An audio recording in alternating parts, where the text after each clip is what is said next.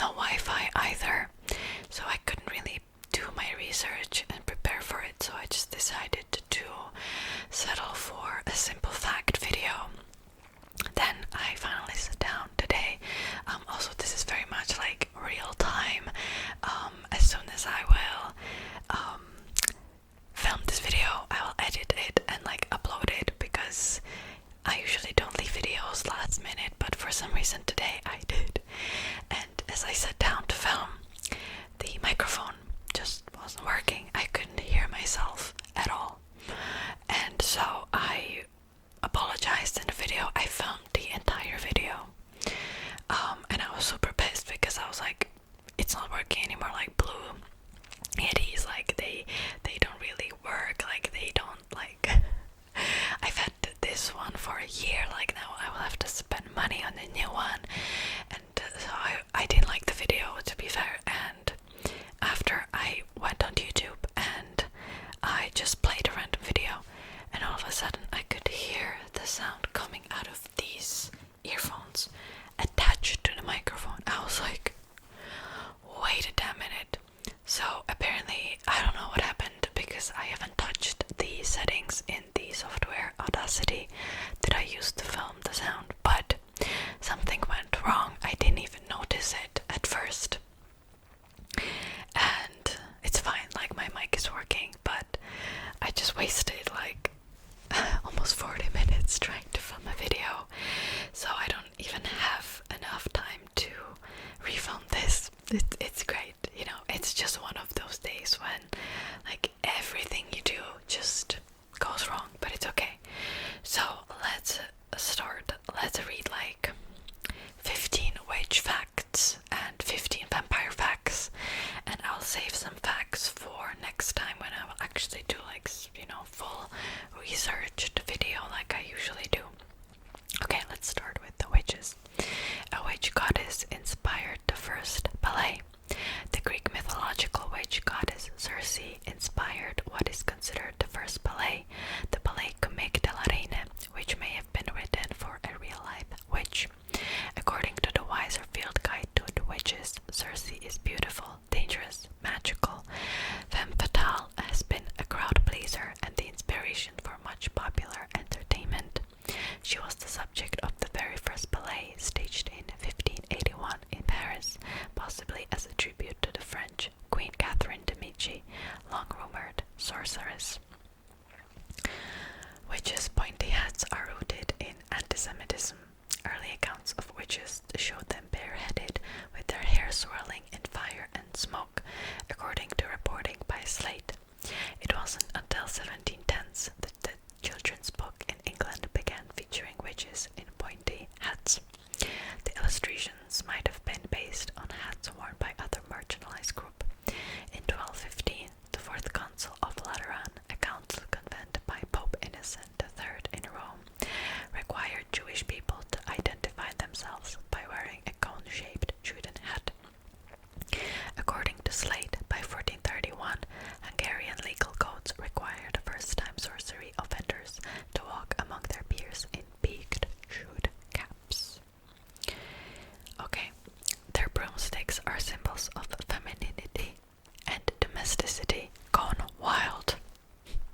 While the exact origin of the witch's right broomstick trope can't be quite pinned down, historians have identified the first known image of a woman on a broomstick in an illustration that was drawn in the margins of the 1451 edition of French poet Martin Lefranc, the Defender of Ladies. The women are pictured, one riding a stick and the other riding a broom. Dylan Thuris at Atlas Obscura explains that the broom was a symbol of female domesticity, yet the broom was also phallic, so riding on one was a symbol of female sexuality. This femininity and domesticity gone wild. It's a bit funny. I just can't help it. One of the earliest records of a witch is in the Bible, in the Samuel book. Sweden has Easter witches. In the United States, witches are associated with Halloween, but in Sweden there are Easter witches. According to Time, little girls dress up in rags and old clothes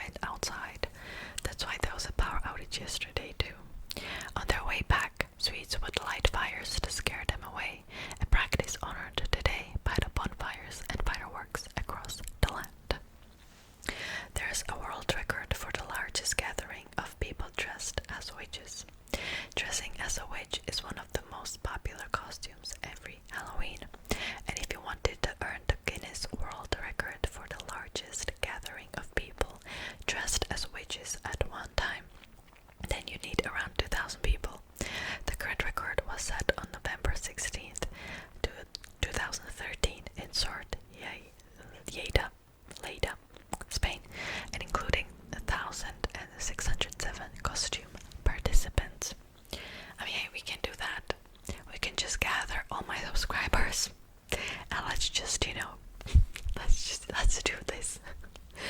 Okay. There's nearly 600-year-old legal book on witchcraft. Witchcraft had become such a serious concern in the 15th century that in 1484, Pope Innocent VIII issued a papal bull calling for the destruction of the spread of witchcraft in Germany. Oh my god, the wind is getting stronger and stronger. Maybe it will add to the ambience.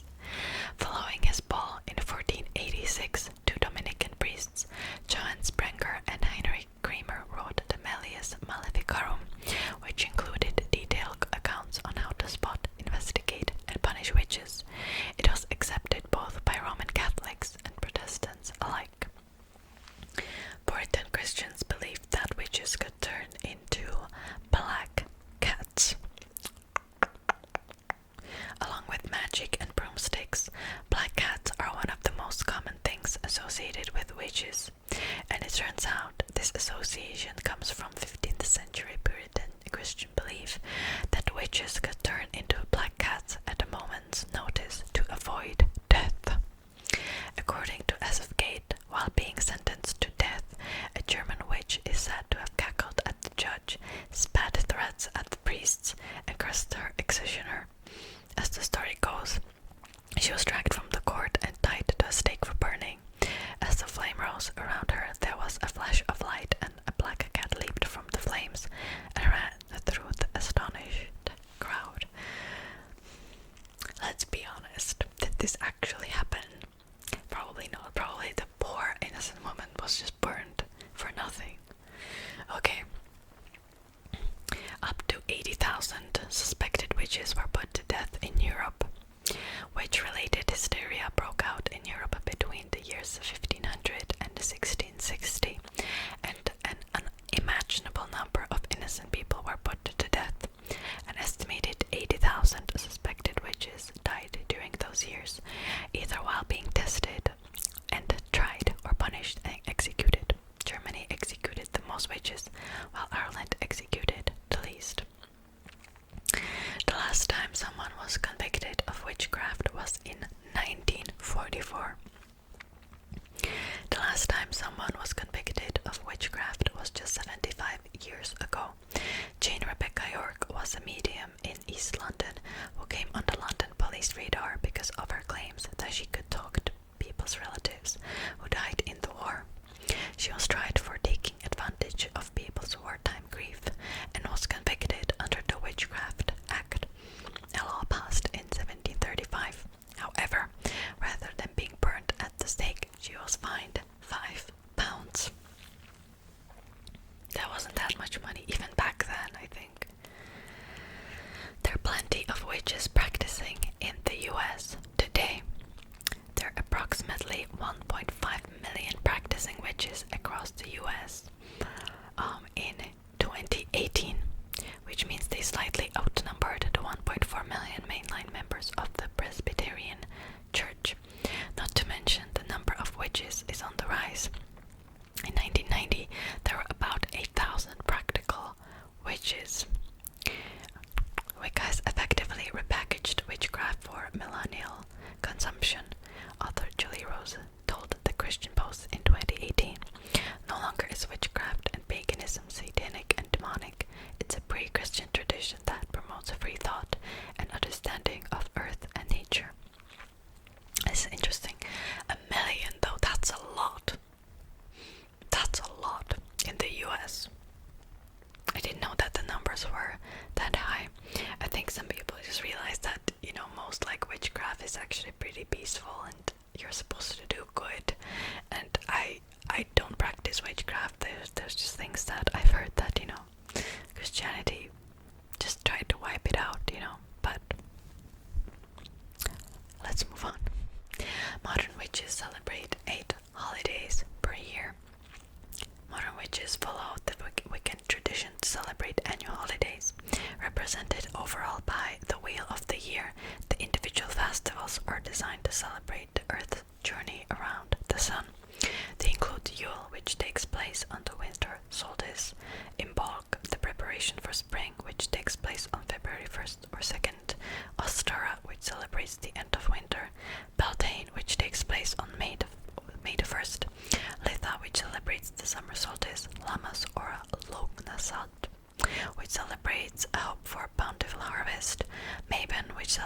a time of giving thanks, and Samhain, which takes place on October 31st. Halloween is a witch's new year. October 31st may be Halloween, but it's also Samhain.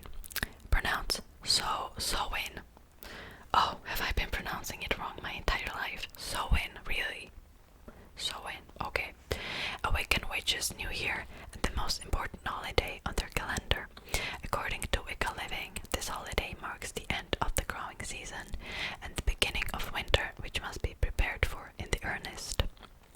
The word Samhain comes from the Old Irish and is thought by many to translate as summer's end. Oh, it comes from Irish. Okay, that makes sense. Wiccan witches don't believe in the devil. Makes sense though, but witches may have gotten a reputation throughout history as devil worshippers. But Satan isn't part of their belief system at all. According to the Tannenbaum Center for Interreligious Understanding, Wiccans do not believe in Satan, contrary to the idea that Wiccans worship the devil. Some believe in good and evil, while others prefer more fluid concepts like order and chaos. Okay, some witches fly solo and others belong to covens. When modern witches gather together with a select group of other practitioners, they're called a coven.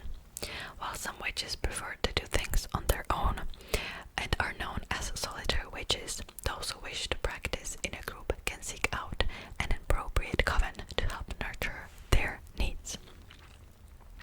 Okay, let's move on to the vampires now. Let's do 15 vampires facts too.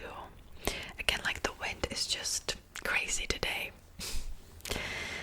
A group of vampires has variously been called a clutch, brood, coven, pack, or a clan. Probably the most famous vampire of all time, Count Dracula, quoted Deuteronomy 12:23. The blood is life. The Muppet vampire Count von Count from Sesame Street is based on an actual vampire myth. One way to supposedly deter a vampire is to throw seeds, usually mustard, outside a door or place fishing net outside a window. Vampires are compelled to count the seeds or the holes in the net, delaying them until the sun comes up. I like that fact. Prehistoric stone monuments called dolmens have been found over the graves of the dead in northwest Europe. Anthropologists speculate they have been placed over graves to keep vampires from rising.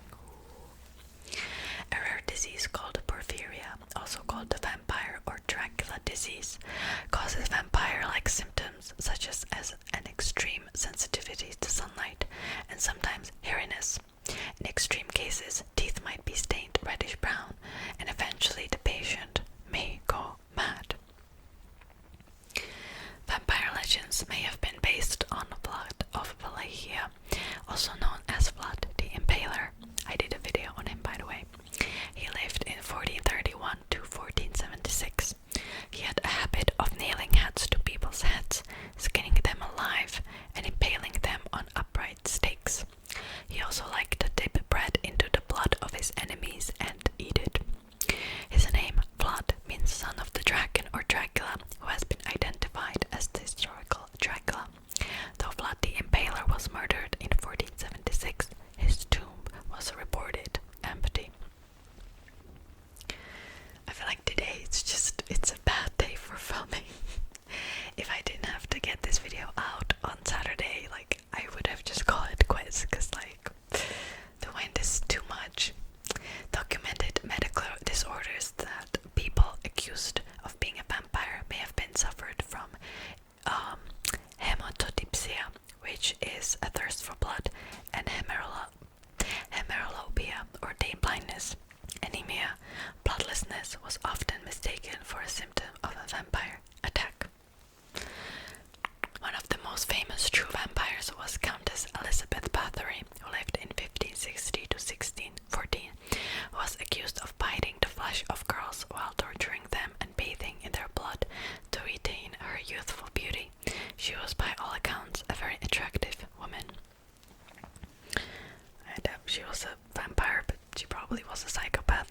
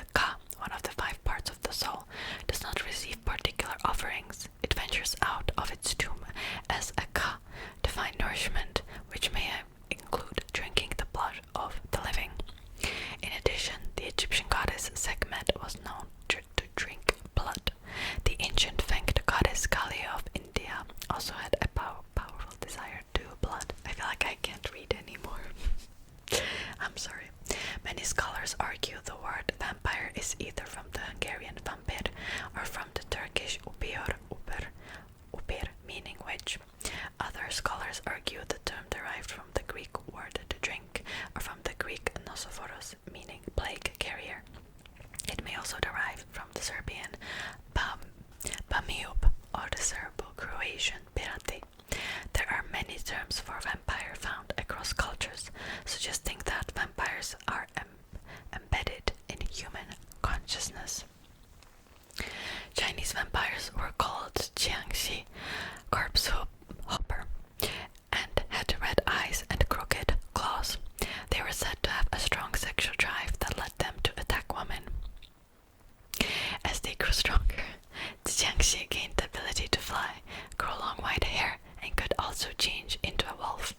The reason why I made the face is just like, it's always women, like nobody ever attacks men, you know. Okay. The first full work of fiction about a vampire in English was John Polidori's influential The Vampire, which was published incorrectly under Lord Byron's name. Polidori, who lived in 1795 to 1821, was Byron's doctor and based his vampire on Byron. The first vampire movie is supposedly Secrets of House Number 5 in 1912. Murnau's silent black and white Nosferatu came soon after in 1922. However, it was Todd Browning's Dracula with the erotic, charming cape and tuxedo-clad aristocrat played by Bela Lugosi that became the hallmark of vampire movies and literature.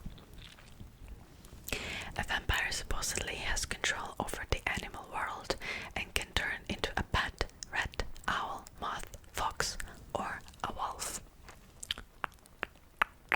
Okay, let's do the last one. According to several legends, if someone was bitten by a suspected vampire, he or she should drink the ashes of a burnt vampire. To prevent an attack, a person should make bread with the blood of vampire and eat it.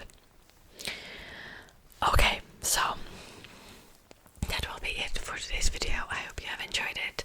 I feel like the sun is just like weird today, like it's kind of raining today there too, like the sun goes out and then it starts to rain and then the sun goes out again, like it's just, today is just one of those like messy days. But anyways, thank you so much for watching. At some point I will do a detailed video on witches or vampires, you know, I will not combine the two. I'll try to stay in the lane. I do have other videos related with Halloween prepared too, so you can look forward to that. I'll also post like a video about Czech traditions, basically, which are kind of like spirit related too, but you can look forward to that. That will be like not even next week, like the week after that probably. Anyways, thank you so much for watching,